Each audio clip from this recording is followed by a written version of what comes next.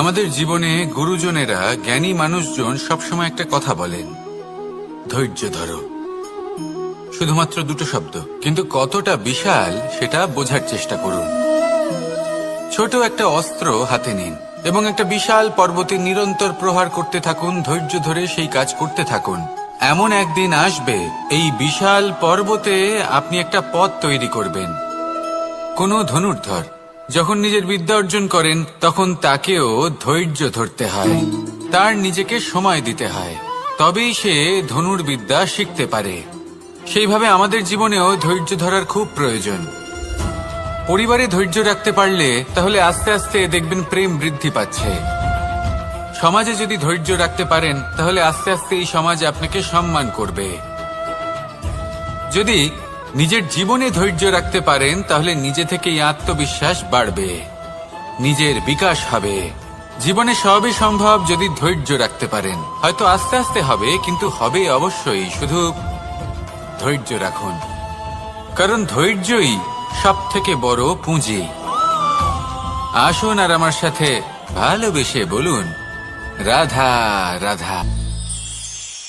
আমাদের জীবনে যখনই আমরা কোনো বড় দায়িত্বের সম্মুখীন হই, তখন আমরা তার থেকে দূরে পালাই আর এই অজুহাত দিই যে না না, এত বেশি ভার বহন করার যোগ্যতা আমার নেই, আমি করতেই পারবো না। দেখুন, এই সংসারে ভিন্ন ভিন্ন ধরনের গাছ আছে, ছোট গাছ, বড় গাছ, কিন্তু বটগাছের মতো বড় এবং নিবিড় গাছ আর একটাও নেই।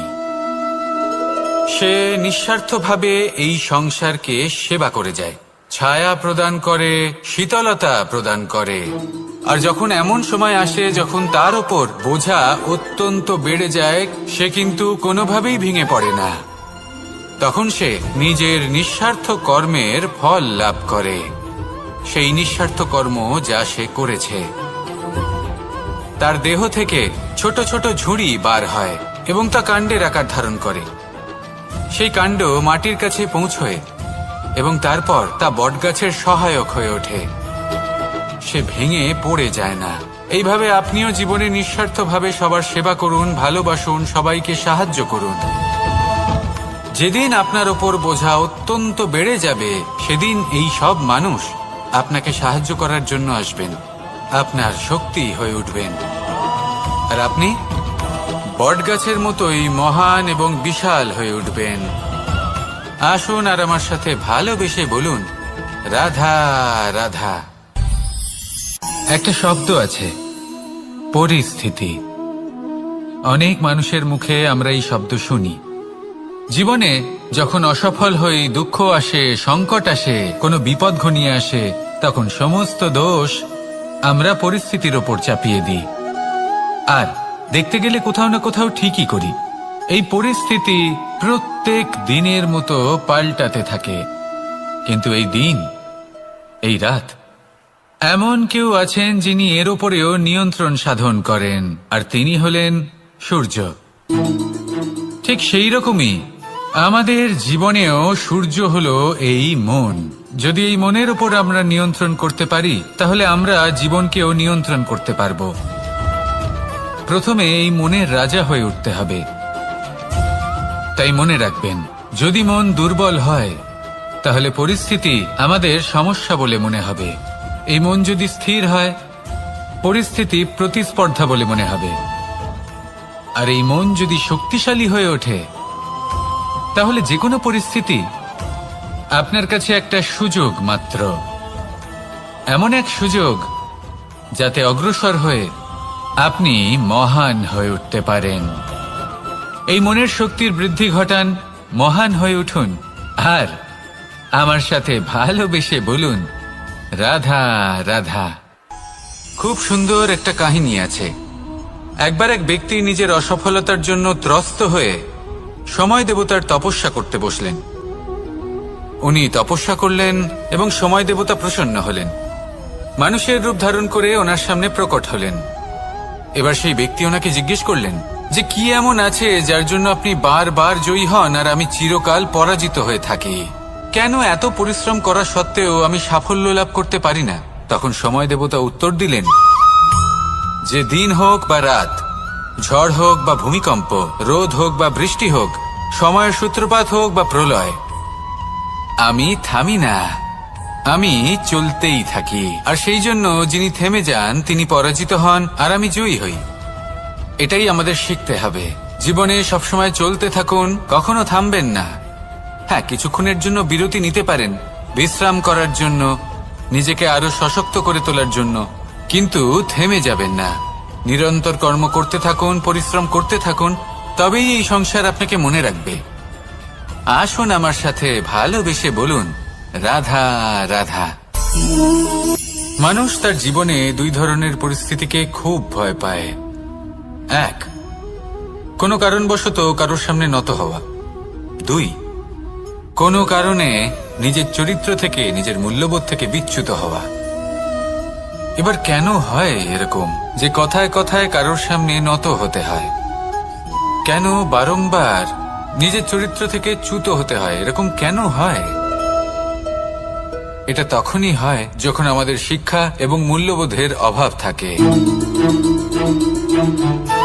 যদি মানুষের মধ্যে প্রকৃত শিক্ষা থাকে, তাহলে এই সংসারে কোনো সময় এবং কারোর সামনেই নত হওয়ার কোনো প্রয়োজন নেই। যদি মানুষের মধ্যে মূল্যবোধ থাকে, তাহলে তাকে নিজের মূল্যবোধ বা চরিত্র থেকে বিচ্যুত হতে হয় না, তা সে যাই হয়ে যাক না কেন। কোনো বালককে যদি জন্ম থেকেই সুশিক্ষার অধিকারী করা হয়, শিক্ষিত করা হয়, মূল্যবোধের অধিকারী করা হয়, তবে সে এই সংসারে এমন কর্ম করবে যাতে সে নিজেকে, নিজের পরিবারকে, সমগ্র সমাজকে গর্বিত করতে পারে। শিক্ষা লাভ করুন, মূল্যবোধ লাভ করুন, এবং আমার সাথে ভালোবেসে বলুন, রাধা রাধা।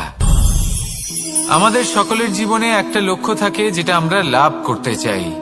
ঠিক যেন একটা প্রতিস্পর্ধা বিদ্যমান যে কে সব থেকে আগে নিজের লক্ষ্যে পৌঁছতে পারবে। আর সেই জন্য আমরা সকলেই খুব তাড়াতাড়ি এগোতে চেষ্টা করি, বড় এবং দীর্ঘ পদক্ষেপ ফেলি, যাতে তাড়াতাড়ি নিজের লক্ষ্যে পৌঁছতে পারি। কিন্তু এক অত্যন্ত গুরুত্বপূর্ণ বিষয় আছে, সবসময় লক্ষ্য সামনে থাকবে না, কখনো কখনো তা খুঁজতে হয়। এই যাত্রা খুব কঠিন হতে পারে, আর ঠিক এই কারণেই সবসময় দ্রুত গতিতে চলা বা তাড়াতাড়ি পথে চলা সেটা আবশ্যক নয়। তার থেকেও বেশি গুরুত্বপূর্ণ হলো ভেবেচিন্তে তারপর পথ চলা। যদি ভেবেচিন্তে পদক্ষেপ ফেলেন, চলতে পারেন, তাহলে সেটাই সর্বশ্রেষ্ঠ পদক্ষেপ। কখন কোন দিকে যেতে হবে, কখন কোথায় দিক পাল্টানো যাবে না, কখন গতি বেশি রাখতে হবে, কখন কম, কখন থামবো, কখন চলবো, এই সব কিছুর বিষয়ে জ্ঞান অত্যন্ত গুরুত্বপূর্ণ, এবং ভেবে চিন্তে চলতেই হবে। সেই জন্য শুধু তীব্র গতিতে সামনে এগোলে চলবে না, ভাবনা চিন্তা করে এগোতে হবে। আসুন আমার সাথে ভালোবেসে বলুন, রাধা রাধা। পায়েস হলো আমার বিশেষ প্রিয়। এর মধুর স্বাদ মনকে প্রফুল্ল করে তোলে। ছোটবেলায় মা আমার জন্য পায়েস বানাতেন এবং আমাকে বলতেন যে গরম থাকতে থাকতে খেয়ে নে কানাই, ঠান্ডা হয়ে গেলে ভালো লাগবে না।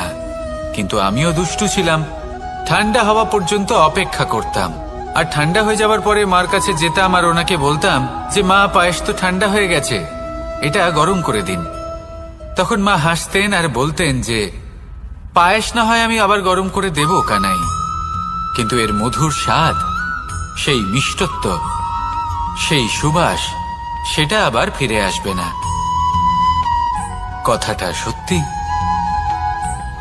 আর এই সত্যটাই আমাদেরও জীবনের সত্য। আমাদের জীবনের মধুর সম্পর্কগুলি, এতে যখন কটুভাব প্রবেশ করে তখন সেই মিষ্টত্ব ফিরিয়ে আনা প্রায় অসম্ভব ব্যাপার হয়ে যায়। আপনি চেষ্টা করে সেই সম্পর্ক ঠিক করতেই পারবেন, তার জন্য অগাধ পরিশ্রম করতে হবে, কিন্তু আবার সেই মিষ্টত্ব কখনো ফিরে আসবে না। সেই জন্য আপনার জীবনের যে মধুর সম্পর্ক আছে, যতটা সম্ভব চেষ্টা করুন তাতে মিষ্টত্ব বজায় রাখতে। কটুভাব আসতে দেবেন না। আসুন আর আমার সাথে মধুর স্বরে বলুন, রাধা রাধা।